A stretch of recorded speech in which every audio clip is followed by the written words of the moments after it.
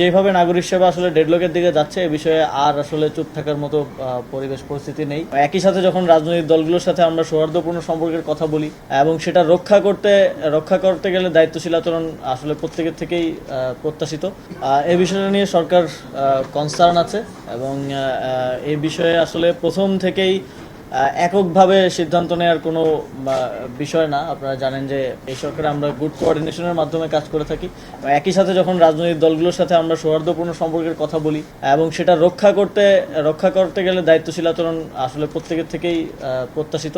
আমরা আমাদের পার্টটা দায়িত্বটা পালন করার চেষ্টা করছি, দায়িত্বশীল আচরণ করার চেষ্টা করছি। তবে বাংলাদেশের শক্তিশালী thermic steel bar famous steel limited এ বিষয়ে যেভাবে নাগরিক সেবা আসলে ডেডলকের দিকে যাচ্ছে এ বিষয়ে আর আসলে চুপ থাকার মতো পরিবেশ পরিস্থিতি নেই এবং সরকারের উচ্চ পর্যায়ে এটা নিয়ে কনসার্ন আছে।